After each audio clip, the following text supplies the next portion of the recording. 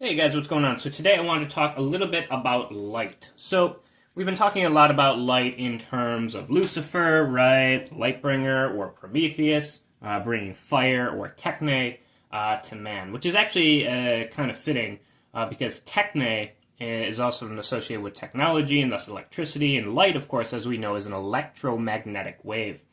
We've also been talking about light in terms of the Algoides body of light, so I thought it was nice to maybe talk about light a little bit. So we're going to be talking about how light essentially is an electromagnetic wave and how it functions, similar to what we mentioned before with the Schrodinger equation. So we started, of course, remember last time, psi e to the I kx minus omega t, which we linked back to our Jungian mandala, right? Sine and cosine, as well as imaginary and real numbers. We associated that a lot with Lacan. And you could associate as well with the imaginary and real with hyperstition, right? Where we're actualizing the virtual in some sense. Or a sense of toy philosophy where we become kind of these demiurgic creators in some sense. But light, the most basic particle of light is a photon, and photons have particle-wave duality. And we could think about particle-wave duality in a lot of ways with Heisenberg's specifically uncertainty principle. So for those unaware, Heisenberg's uncertainty principle just says that the change in x times the change in momentum is greater than or equal to h bar over 2. H bar, again, is Planck's constant over 2 pi. All this essentially says is that the particle's position limits our knowledge about its momentum. Okay, so the position here is in reference to the particle aspect, while the momentum is in reference to the wave aspect. Thus, you cannot know both wave and particle aspects, or they can't be observed, rather, simultaneously. We also know that with electromagnetism, there is a spectrum for electromagnetism. I'm going to try to draw this best I can here, but on this spectrum, I'm going to get wavelengths, and then the wavelength kind of gets closer and closer and closer and closer and closer. I'm not really drawing that, but the wavelength kind of contracts and goes down as you go down along this spectrum here. But we have things like common waves that we're all familiar with. We have radio waves, right? We have things like microwaves. Feel your microwave. We have infrared radiation. And of course, around here we have what's known as visible light. And from here, this is kind of where we get like our rainbow that we've been talking about in a lot of sense. After this, you kind of get ultraviolet. Then you get things like X-rays, and then things like gamma rays. So that's kind of the general spectrum of electromagnetism itself, and light just makes up a small part of that. At least visible light makes up a small part of that. So as we said, we're going to talk about light, but we're going to have to talk about it in terms of light being an electromagnetic wave. So we're going to have to talk about some of Maxwell's equations. So we have here Maxwell's third equation. I'm just going to say Max third equation. And that's often represented like this. E dot dl dB over dt. All this essentially means is that this is essentially a closed loop, so we're taking the integral of that electric field here. dl is just your distance. That is equal to, this is the rate of change of magnetic flux. Flux is, of course, the total magnetic field, basically when you're going through a surface, okay? So it's just a change in flux over time. You'll often see it, instead of an integral form, it's often represented like this. You'll see the curl of E is equal to negative derivative B over T, that change in flux. This curl here is important. We're going to have to talk about the del operator here. And we saw the del operator in our previous video, because when the del operator becomes squared, that is when we essentially get our Laplacian. So the del operator functions similar to this. So we have a del operator. It's partial derivative in the x, I, plus partial derivative in the y. We'll just call this the j position. And then a partial derivative in the z, and we'll call this the k position. So there are three things we have to consider when we look at del operators. A lot of these are vector quantities. So the difference between a scalar quantity and a vector quantity is just that scalar quantities don't have direction, whereas vector quantities have direction. So 20 miles per hour might be a scalar quantity. 20 miles per hour going north would be a vector quantity. So there are three aspects here. We have a gradient. And the gradient of a scalar field is a vector quantity. So the gradient of the scalar field will give you a vector quantity. You also have, after gradient, you have the divergence. And the divergence of a vector is a scalar. So this is often represented as a dot product. So you'll see the del operator there and a dot, say we're multiplying by v. So this is a dot product. And the third one that we have is this curl. And that's what you see here. The curl of a vector, though, will give you a vector quantity. So we're going to be dealing a lot with these curls here. And instead of a dot product, you often see this represented as a cross product. And product just means multiplying. So sometimes you'll see the multiplication like this, sometimes you'll see it like this, but it changes what we're looking at. It's the difference between a divergence or a curl. And we will, I think we'll use one gradient here. And again, if we have this del operator squared, that's simply our Laplacian. So we were talking in our first video about, delta being linked to, of course, the derivative, right? And now we have these downward triangles. But what can I say? Like the alchemists noted, as above, so below. So there's a little bit more that I want to explain here in the difference between divergence and curls. So divergence will look something like this. Divergence. So you'll get something like, again, a dot product, say to v. So you get the partial derivative of v in the x plus partial derivative v y, partial derivative v in the z. Simple enough. It gets a little bit more complicated when we look at curls. So a curl, if I do a cross product for v, we're going to get a couple different terms here. So partial derivative v in the z over partial in the y minus partial v in the y over partial z, and that will be in the x direction. So all we're doing here is you see the v's carry over in the numerator, and then the z top and the second one bottom and the y, they get swapped essentially. And then we do that for all three terms. So we're going to add that partial vx partial z minus partial vz, right? Just putting it over there, and this is going to be x. But that's going to be in the y direction, and then we're going to add that partial v in the y over partial x minus partial vx over partial y, and that'll be in the z direction. So it's a bit more complicated, but we need this. This is actually very, very critical because we need to know what we're doing with respect to certain individual pieces. For example, x, y, and z. We don't often see this graphed if you're in high school or something like that, but when you're counting for direction, it becomes very important, especially in terms of light. So let's look at a primary example of that.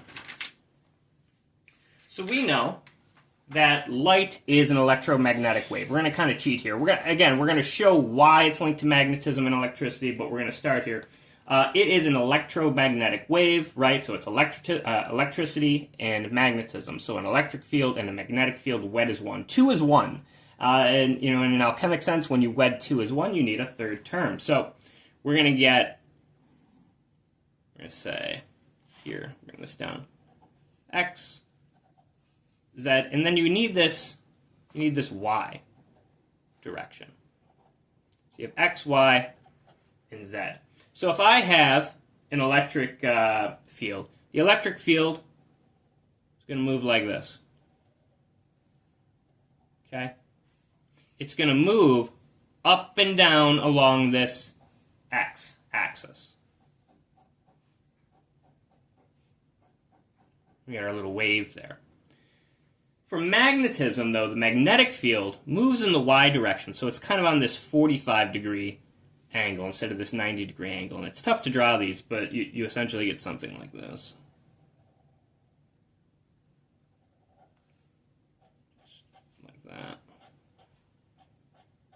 And this entire wave is moving along in the z direction. So we need direction. It's very, very important to show how light is moving and how each of these fields is moving. Electricity is moving, the field in the is moving rather in the x direction, the y direction, and then the entire wave is moving over in the z direction. And we'll find out that when we have this electric field and magnetic field, when we take the amplitudes, the highest points of these, we find that the amplitude of the electric field and the amplitude of the magnetic field will actually give us the speed of light. And that's one more thing we're going to look at as well. That'll probably be our final equation. But it makes the final, the funny physics joke from Genesis 1:3, right? So in Genesis 1:3, there's a famous, God said, "Let there be light," and there was light. And of course, people like to replace "let there be light" with Maxwell's equations. So God said, and they list all of Maxwell's equations, and there was light. But we're going to look at one of these equations to start. So we said before that the curl of E was equal to negative dB over dt. I'm going to just multiply by another del operator here, so you're going to get del operator, you get the curl of E. That's going to be del operator x minus dB dt, gradient of x. So you're going to get curl of the curl of the curl of E equals, and I'm going to essentially take out this derivative part. So I'm going to put negative, because there's negative, dt, and then because I want to get this del operator and this cross product here on its own, just like that. So we essentially can, by multiplying by an additional del operator, we get this equation here, this negative derivative with respect to time, and the cross product of this would be. So we know that with our equation we had B dot dl equals. We know that with Maxwell's fourth equation we get something called mu naught.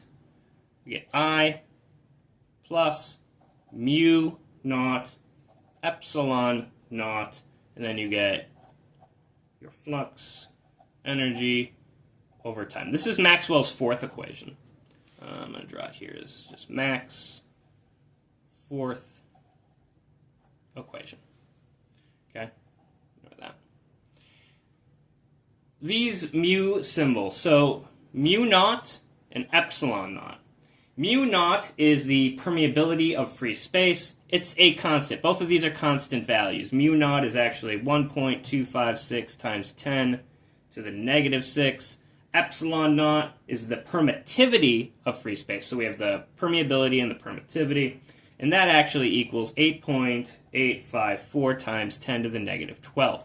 And we're going to be left with these constants after we derive a few things. And we're going to show when we put these two basically mu naught and E naught, into our equation, we're going to get the speed of light. So mu naught and epsilon naught are our constants, and we're going to derive and see what those get us.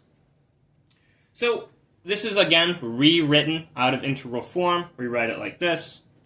Curl of B simply equal to mu naught. And then you're going to get J plus epsilon naught. And then you're going to get change in energy, change in the electric field, not energy, over time. J is just the current's density. So it's the density of the current flowing their electrical charge. If it is 0, then there is no current flowing. So we're actually going to not worry about this term right now. So we're essentially going to get curl of B equals mu naught. We're not going to worry about that. And then we're essentially going to get epsilon naught E change in our field over time. I know, however, that up here in our prior equation, I don't just have the curl of B. I have the negative, right, derivative with respect to time times the curl of b. Well, I have the curl of b here. So what I'm going to do is I'm actually going to multiply each side by that little partial derivative there with respect to time. And what you're going to get is you're going to get negative d dt, and you get the curl of b, and that's going to equal, you're going to get negative, because we have the negative sign there, mu naught epsilon naught. That's not going to change because we said they're constants. You can't really do anything with it. And you're essentially just going to get d squared electric field over dt squared, right? Because it's with respect to time. So now I have this piece is equal to this piece, and that is also, remember, equal to this. So what is this? The curl of E. What is the curl of the curl of E actually equal to? And for that, we just need basically an identity in vector calculus. They're just equivalent. So if I get curl of E, the basic identity is just this. You're going to get the gradient, right? Remember we talked about gradients versus divergence versus curls. The gradient, and then you're going to multiply that by, again, dot product, which is the divergence of E minus our Laplacian, right? Because the term's now going to be squared of E. So again, the curl of E is equal to the gradient of the divergence of E minus the Laplacian of E here. And the whole reason I did that is because I wanted to show that this piece is also equal. Now we have the Laplacian. And remember, we used the Laplacian in our Schrodinger equation, so we're starting to see similarities between waves here. So we know that all of these pieces here are essentially equivalent to one another. So this equals this equals this equals this. Okay? And so we're just going to mix and match these different formula here, and we're going to see what we're going to get from that. So let me turn the page. I want a fresh page here. Therefore, since they are equivalent, we're going to get this. We're just going to put them all together. So you're going to get negative, we're going to use our Laplacian there, electric field equals, I'm just going to put in the value here, mu naught epsilon naught d squared E over dt squared. Okay? Two negatives set equal to each other, so really they can become positive. Right? There's no reason for me to keep them. They're at negatives on both sides, multiplied by -1 on each side, I get a positive. So I'm just going to change these to positive terms real quick. What did we say this Laplacian was before? Remember, it was the partial squared over the x squared. We did this in our last video. So I'm just going to reiterate this. Partial squared. Now we do have e here this time. So I'm just going to put the e. Partial squared dx squared plus partial squared, got to include that e, y squared plus partial squared e partial z squared. And that is going to equal, again, mu naught, e naught, and then d squared, electric field, dt squared. Okay? So we're starting to see this wave function. What else are you starting to observe? What do you notice here? What is this?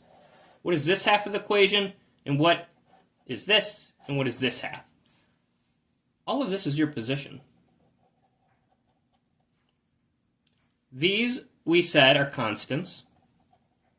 Their value is not going to change. And this is time.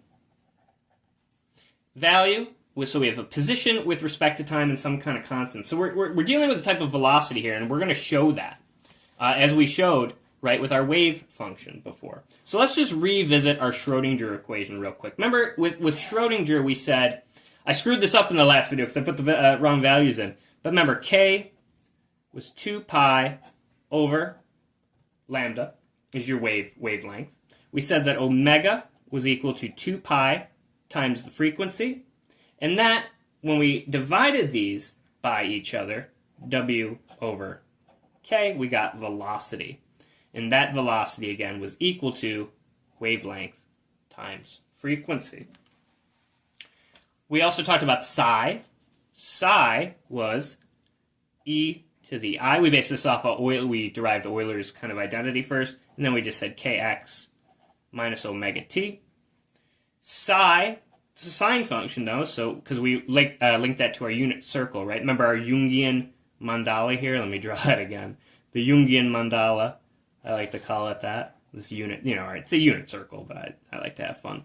So we have the cross and then the four quadrants there. But remember, we had our triangle, 90 degrees. Okay, we had the sine of theta, cos of theta this way. We had 0, and of course these were imaginary. And then this way was the real. But that was equal again. So we have sine kx minus omega t, and psi was also equal to cos kx minus omega t. Right? It's just a wavelength. So we know essentially that if I set the derivative to psi, and now you got to do it with respect. Remember in the Schrodinger equation we did it with respect to position and time. So we got to do this with respect to position and time as well. We're going to derive it a little bit differently, but with respect to position, you get, so psi e to the I kx, the k comes out, and we're going to get the cos. So you're going to get k, and then cos kx minus omega t. And then if I derive that again, so we're just going to say d squared psi over dx squared, similar to what we did in our previous equation.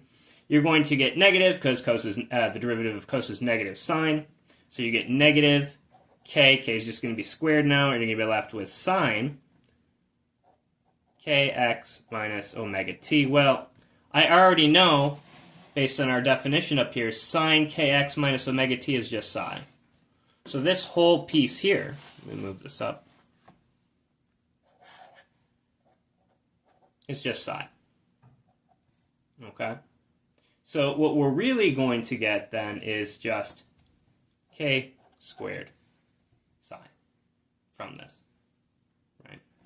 So we can simplify that, and then we can move on from that. So let me turn the page here, and we're going to do it now with respect to time and see what we get.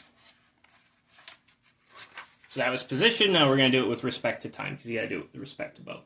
So you're going to start out with d psi dt, and we're going to do, again, when you do psi, again, we're doing it from psi equals e to the I kx minus omega t. Negative, right, because we have a negative there, negative omega, and then we're going to have cos this time, kx minus omega t, because you get the whole piece back, as we talked about in our last video. I'm going to square these terms now, so you're going to get dt psi, or d squared psi, I'm sorry, over dt squared equals negative omega squared, and then you're left with sine kx minus omega t. Again, sine kx minus omega t is psi. And so you're going to be left with negative omega squared psi. So what do we know from that? We can simplify this even more. What do we essentially know from that? We get very similar things with respect to position and time. So I know that we said, what did we say? D squared theta over dt squared is equal to negative omega squared psi. And we also said that d squared psi dx squared equals negative k squared psi. I think I forgot to write the negative sign. There should be a negative sign there, because it was negative sign, remember. I think I forgot to write that. My bad. So, I want to get, essentially, I want to get psi on its own. So I want to get rid of these derivatives and things like that. So we're just going to say psi, and that's going to put this in the numerator. So we're going to say 1 over k squared times d squared psi over dx squared, and that's also going to be equal to negative 1 over omega psi times d squared psi over dt squared. So from here, all we have to do then is to find, we're going to see that d squared psi dx squared and d squared psi over dt squared are all going to be equivalent, well, to these things over each other. So you're going to get d squared psi dt squared is actually just equal. It's basically what we said before with respect to velocity. How do we get our velocity? Well, it's omega over k, but in this case the terms will be squared. And you're going to multiply that, d squared psi over dx squared. So if I wanted to solve it with respect to time, I could simply say that, again, this whole piece here is just v squared. And so you're saying that d squared psi over dt squared equals our velocity squared times d squared psi over dx squared. And that's basically your wave equation. Okay, that's another way to write the wave equation out. But again, it's very similar to what we did before. We have, again, remember in our prior equation? So let's look back to our prior equation real quick. Where did I put it? Here. Remember this prior equation? What did we have? Laplacian, very, very similar to used in our wave function. Position, some constants, and time. Same thing here. Time on this side, but these constants gave us a velocity. Similarly, mu naught and epsilon naught are going to give us a constant, but in the velocity in that case is going to be the speed of light. And then we have position over here too. So we could set this up, we could say this. V squared is actually equal to 1 over mu naught epsilon naught. And so I don't like v squared, I want v on its own, so v is the square root of this, but the square root of 1 is just 1. 1 over the square root mu naught epsilon naught. Don't get that confused with the Lorentz transformation that we did before. Remember the Lorentz transformation, I'll just say LT. Remember that was, it was set up similarly though, right? We had 1 over the square root of 1 minus v squared over c squared. And then we linked that to our relative mass, and how that 1 we put as our rest mass, and then we did 1 minus v squared over c squared. And from that, we derived E equals mc squared. Right? So they're set up similarly, but they're not the same in that sense. So again, we said m naught is the permeability of free space. Epsilon naught is the permittivity of free space. These are constants. Again, we said m naught. Let me move this. I keep saying m mu naught, sorry. But 1.256 times 10 to the negative 6. That is a 10. Oh, God, 10. And then epsilon naught was 8.854 times 10 to the negative 12th. And we have our equation here. And so if you take these values, you plug them into this equation, you get that your velocity is 2.999 times 10 to the 10 to the 8th meters per second. Well, the speed of light is 3 times 10 to the 8th meters per second. So what we notice here is that our velocity is the speed of light. And so when we look towards these electromagnetic fields, we're determining that they're moving at the speed of light. Light is an electromagnetic wave, therefore. All right, let's get a new page here. But we kind of cheated, right? We totally cheated on this. I said before that we already knew that the magnitude of our electric field over the magnitude of our magnetic field was going to give us C. But then I talked about that. I drew it, right? We had the X, Z, and the Y. And I already knew that we had the magnetic field here on the Y and that everything was moving along the Z path, and we had our electric field on the X going up and down. But how did I know that? How can we figure this out? So say I just know this. we know, all we know, is that we have in our electric field going up, oscillating up and down. It's just oscillating up and down along this x-axis, moving along in this direction. But how do I find out for y? And here, we're going to go back to our del cross product or our curls in that operation that we saw earlier. Remember, it was, so I don't have to rewrite it all out for you. Remember the difference between a divergence and a curl. So for the curl, we had all these different terms here. And I'm going to be honest with you, the only ones we're going to be concerned about, because we're moving in the z direction, is this one, because this has dz, the partial derivative of z in the denominator. None of them else do except this one as well. And there are two directions we're going. We're either going x or y.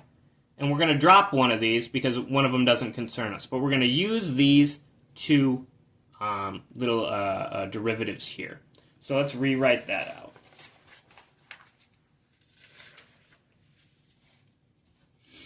Well, we're going to rewrite them out. So let's go back to our drawing real quick. What I want to do is I have any position in x.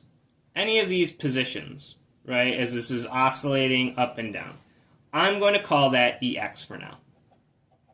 That's any position, or any point, rather, in the x direction. I'm going to say that's equal to E naught. E naught, that's going to be the max height of our wave. Okay, the max height of our wave. And again, we said, well, it's just the sign. Now it's kx minus omega t, but in this case it's going to be kz minus omega t. Why? Because we're moving in the z direction. So kz omega t.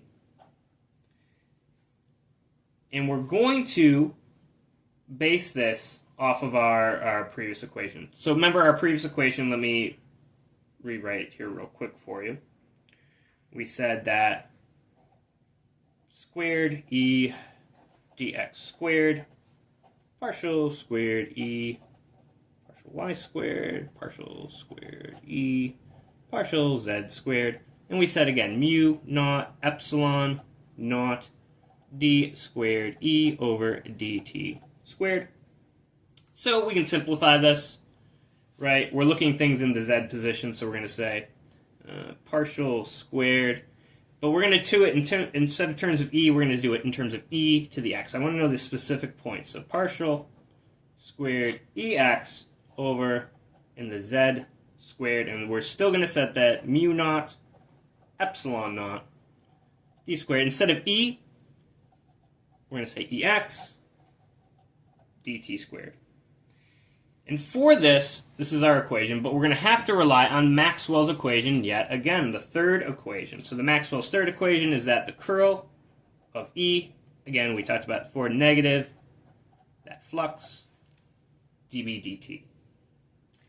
And for our cross-del curves, we're going to use those two derivatives, that I mentioned before, these two. And so I'm going to essentially replace that dB dt with this and this. So I'm just replacing these, right, this with those. And what we're going to get is this. You're going to get that the curl of E is equal to, we're just replacing them. We're just replacing this. So we're just going to say E, and it was Y partial Z, that was negative. And that was in, let's remember, x direction. And we're going to add that to our partial e, the x, over the partial of z, and that was in the y direction. The thing is, I don't have anything in the y direction related to e. I have nothing related to e to the y. I only have e to the x. So I really don't need this piece, because I don't have anything oscillating on this y yet. It's all oscillating on the x, up and down, up and down, up and down, 90 degrees. It's not going on that 45-degree angle yet. So I don't need this piece. So essentially, what you're going to get from this is that the curl, let me move that over, curl of E is equal to partial EX, this piece, right? EX over partial Z, and that's in the Y direction. Again, what we're doing here, we're going to try to figure out how this magnetic field kind of oscillates. That's all we're doing here. And so that's what we're gonna solve here with this Y aspect. And that's going to be equal to, remember we said it was equal to negative dB dt. That's also going to be in the Y direction. If this is in the Y direction, that is. Because we just replace this with this term, right? So we have that.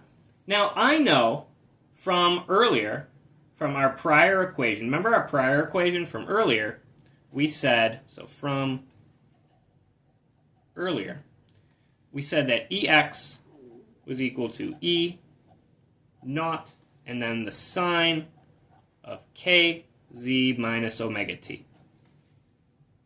So all I have to do now is I can replace this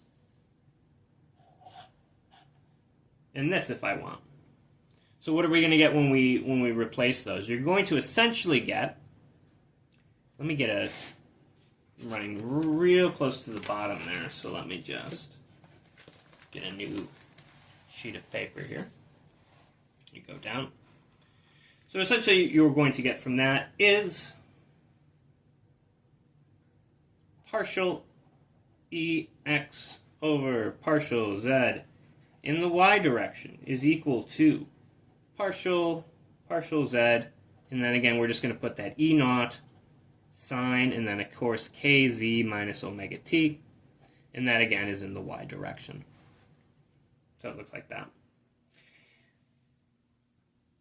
We're going to essentially say, we also know that if I do the partial EX, partial and the Z, Y, that is also equal to, well, I'm deriving this.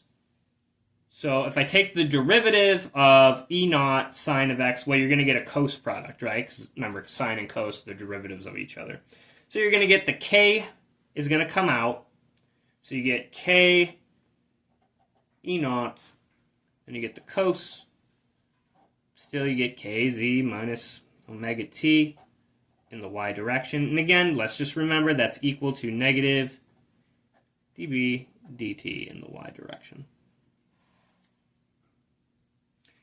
So now I'm going to integrate. I have derivative here, right? Derivative here. I want to integrate with respect to time on both sides because we have dt here, right? So I want to integrate with respect to time. So you're going to get b on its own. I want to get b on its own. I got to get rid of this derivative, but it's with respect to time. So you're going to end up getting, once you integrate, negative b, and again, I'm just going to put the little y here so that we know it's in the Y direction.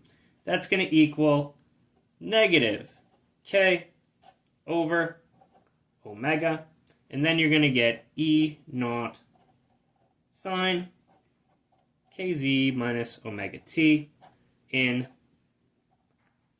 the Y. And what did we say this was before? This whole piece here. E naught sine kz minus omega t. We just said that was EX from before, right? Where is it? Right here. EX equals all that. So again, in true, physics fashion, we're just going to break things down into a billion pieces, and then we just reassemble them in different ways. So we're going to mix and match. That's all you're really doing with physics. So we know that this is going to be e to the x. Well, and what is this? Well, it's negative k over omega. We know that omega over k was our velocity, but this is actually, it's inverted, so we're going to get 1 over c for that, because our speed is the speed of light. So what you essentially get is b, whatever b is in the Y direction, but we know from Maxwell's equation that this is going to be our magnetic field, right? That's what is moving in the Y direction. We're just solving it here. It's this magnetic field. That is equal to 1 over the speed of light times EX. And this b here, what is this b again, we said? I'm just going to convey it as the amplitude of m, because that's that wave function that we're showing in the y direction.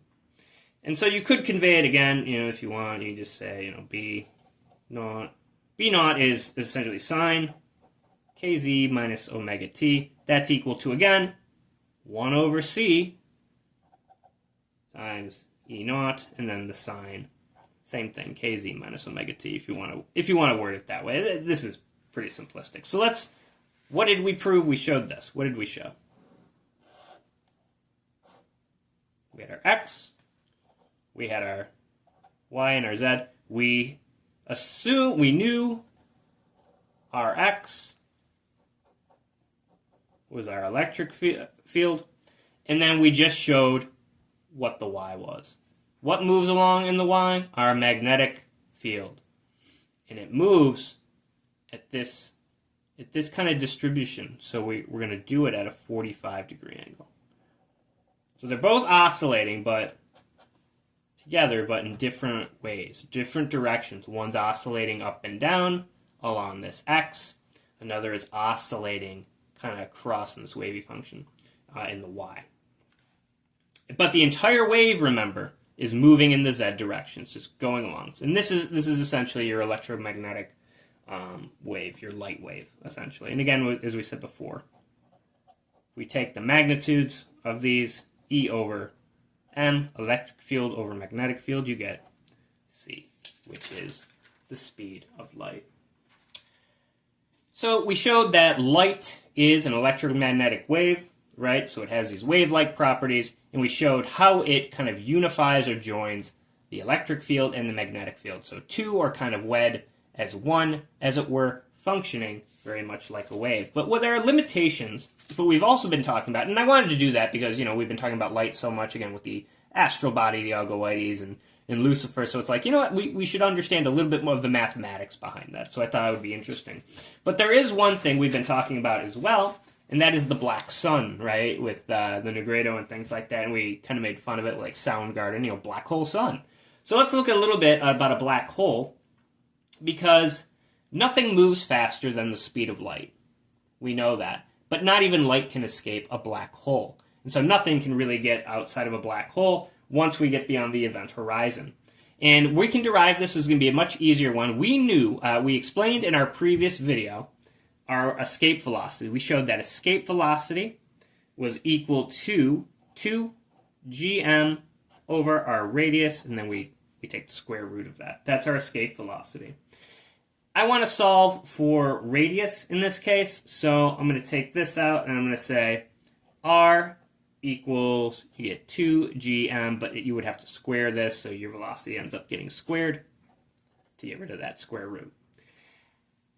And we're going to do this with respect, now our velocity in terms of a black hole, say we're looking at a photon of light as it goes over the event horizon. Our velocity, as we said, is going to be the speed of light, or in this case, the speed of light squared, because we wanted to get rid of that square root. And our radius here, we're going to call this is the Schwarzschild radius. So we're just going to label this as Rs. So what is the Schwarzschild radius? It's the radius where escape velocity is equal to the speed of light. It marks the event horizon, right? So like no light can escape a black hole, as we said, since nothing moves faster than the speed of light. So this is the event horizon, where across that event horizon, there's no coming back from that. So let's look at a few things. So we have this equation here, the Schwarzschild radius is just our escape velocity kind of rewritten. We know, however, what is energy? We talked about energy before. It's Planck's constant times our frequency. That is equal to h, Planck's constant again, over c, our velocity, remember, over our wavelength. And for our purposes, our wavelength is going to be the Schwarzschild radius, because we're talking about a single photon here, and it's going over that event horizon. That's the wavelength we're going to be dealing with here. And again, our velocity gets swapped out with c. So remember, from the we solved this from the Lorentz transformation, 1 over square root of 1 minus v squared over c squared, and we noted as well that E equaled mc squared. So we're going to use this equation as well. I'm going to take the derivative with respect to mass. So I'm going to get dm That's just going to be the change in energy over the speed of light squared. But I also noted above that E, Planck's constant, times the speed of light over our wavelength. So because of that, we can, again, mix and match here, right? This E and this dE. So I know that derivative of mass is actually equal to hc over, don't forget this c squared, and then don't forget this lambda. So lambda c squared. Well, c over c squared, one of those c is going to cancel, so I get h bar lambda, which again is our wavelength, times c, but again we said our wavelength was going to be the Schwarzschild radius. So what I could say is that the derivative of mass is equal to Planck's constant over Schwarzschild radius times c, the speed of light. From our previous equation, though, what did we say?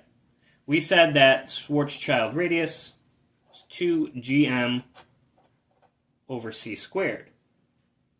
Okay, so I can this in here and this in here. So what we're going to do, though, is we're going to take the derivative of this first. So we're going to take the derivative, let me move that down so you can see it. The derivative of the Schwarzschild radius is going to be equal to, these are just constants. The only thing that's we're going to be able to do a derivative on is the mass. Gravitational force is a constant, 2 is a constant, speed of light's a constant. So you're going to get 2g, and then you're going to get dm, that's important, over c squared. Why is that important? It's right in front of you. dm equals this. So I'm going to put that there. So that's going to equal 2g over c squared times, and we're just going to swap. So h over Schwarzschild radius squared times c. I want to essentially bring out the r in this. I don't like this r in this numerator here. So it's going to be, this is kind of weird because you have the Schwarzschild radius with the derivative of the radius, but you have Schwarzschild radius, derivative radius. So you're going to get 2g over c squared times h over c. And that's just going to equal 2gh over c squared times c cubed. So this is equal to this. Now when we're dealing with black holes, we're dealing with what type of area are we dealing with? Well, the surface of a sphere, right? So we just have to look at what's the area of that. Well, the area we know is 4 pi r squared. A radius, though, what radius is that going to be dealing with? Schwarzschild radius. Because it's not just a regular circle, we're dealing with a black hole here. If I take the derivative of this area, so dA, remember our rules from our last video, if I have a function of x, it's an exponent x to the n, the derivative of that function is just n times x to the n minus 1. So what are we going to get here? I'll give you a couple of seconds to figure it out. Okay, time's up. So, but the 2 comes out front, and so you have 4 times 2, 8. Pi and r stay the same. 2 is going to go down 1. What's 2 minus 1? 1. R to the 1. Well, I don't have to write r to the 1. I just write it as r. So the derivative, I'm sorry, with respect to the radius, obviously, is 8 pi r, but as we said before, this r is going to be our Schwarzschild radius. So the derivative of our area with respect to the radius is 8 pi r.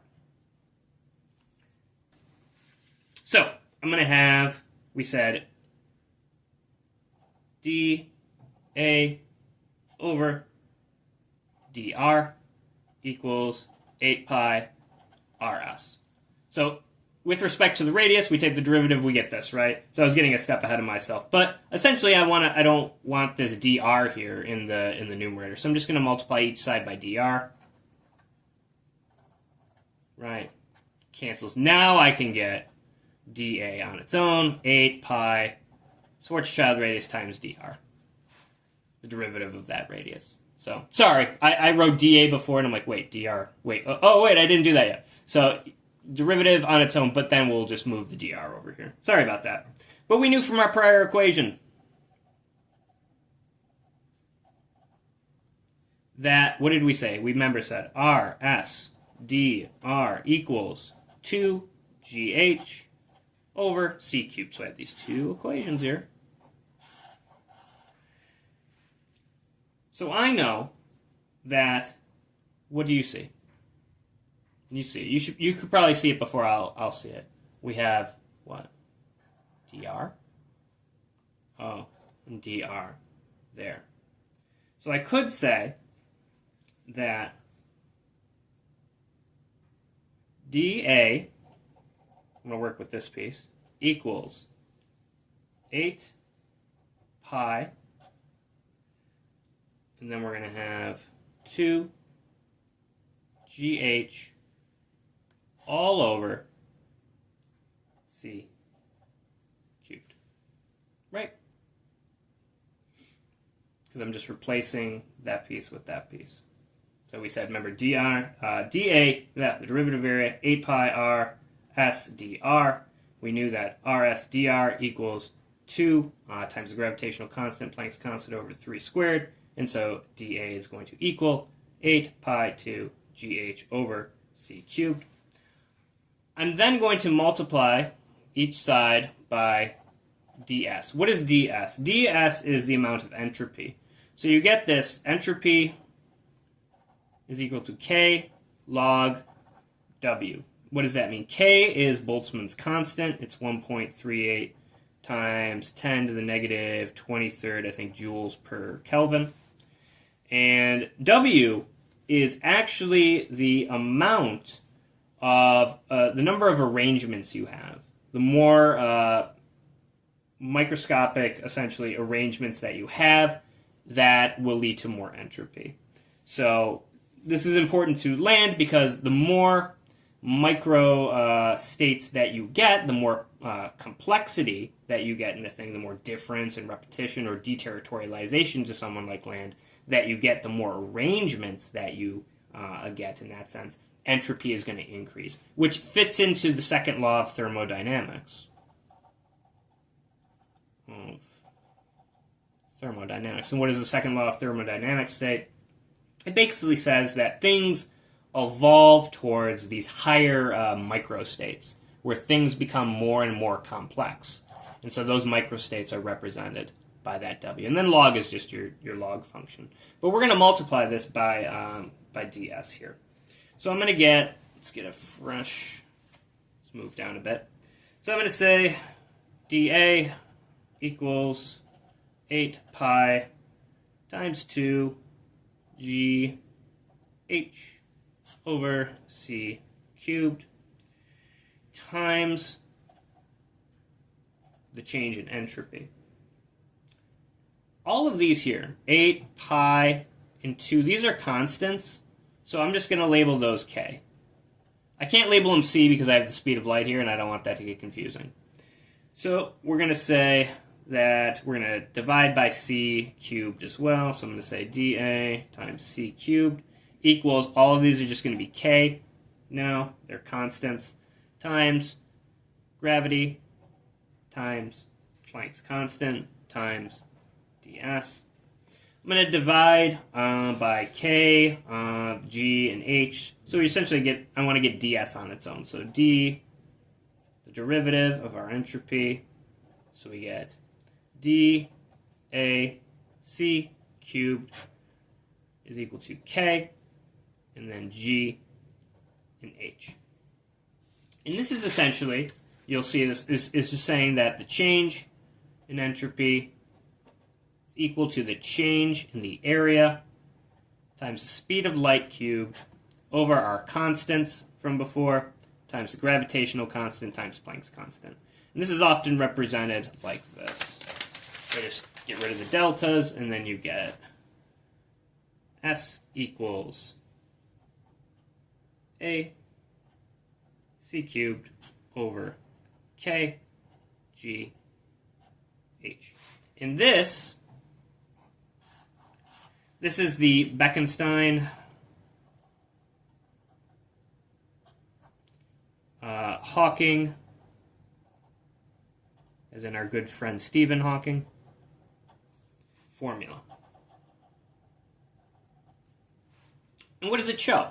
Well, it just says that the entropy of a black hole changes as its area increases, right? Because we have these as derivatives, essentially, but you'll see it represented like this. So as the area changes, so does our level of entropy. Sometimes you'll see it represented like this. Pi, and then a c cubed over 4gh.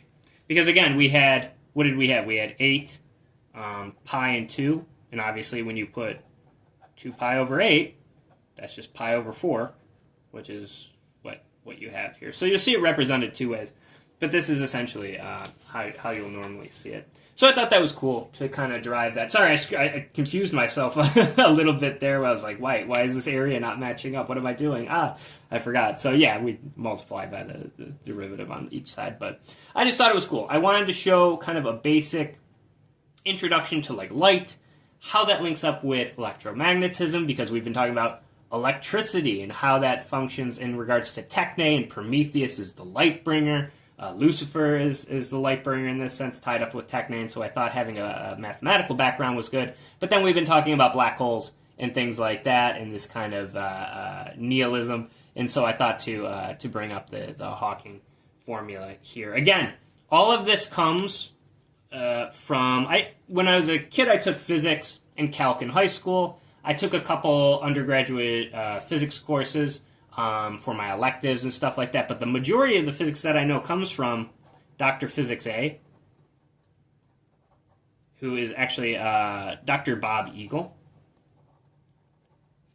Didn't learn from him personally. He has videos on YouTube, and I'll link all of these videos that I'm kind of citing here from Dr. Bob Eagle. There's a lot of good videos from him. So he has Einstein's field equations. That's a really great video.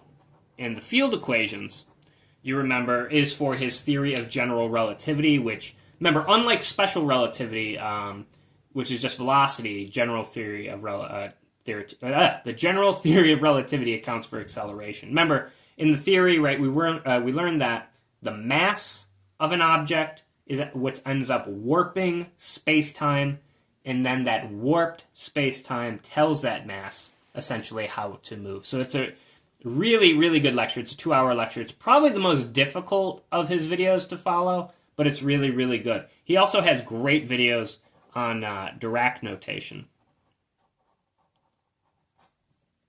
And that's in reference to, of course, Paul Dirac.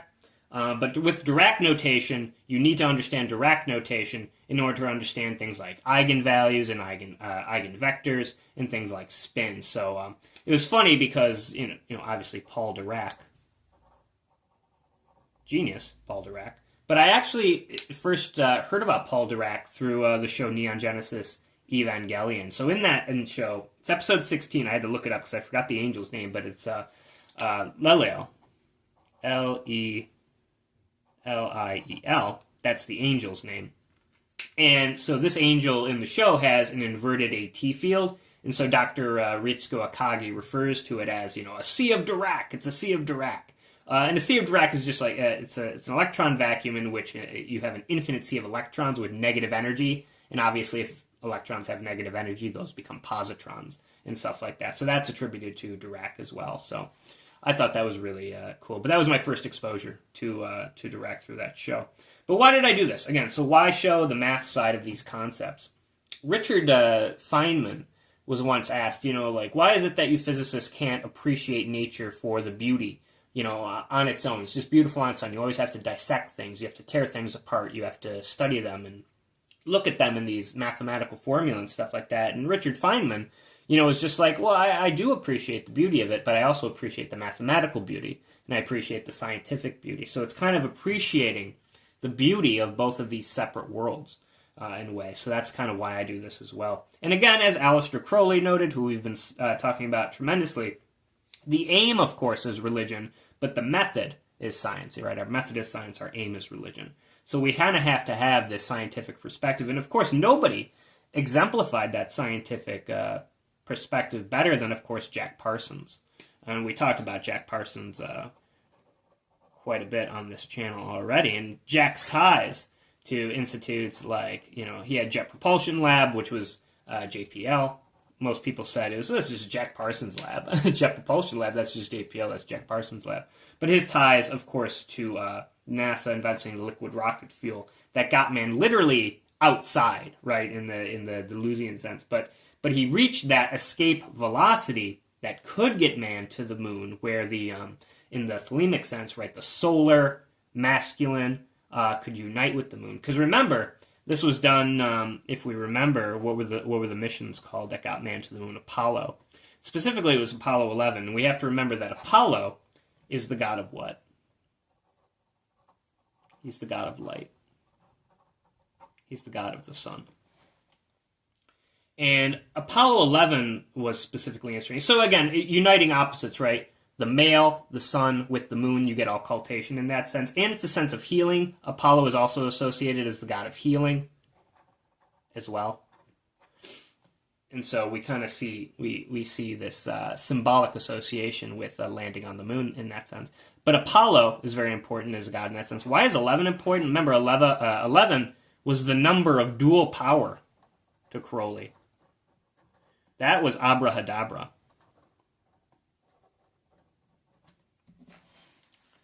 And it was actually Apollo 11 that succeeded in getting man to the moon.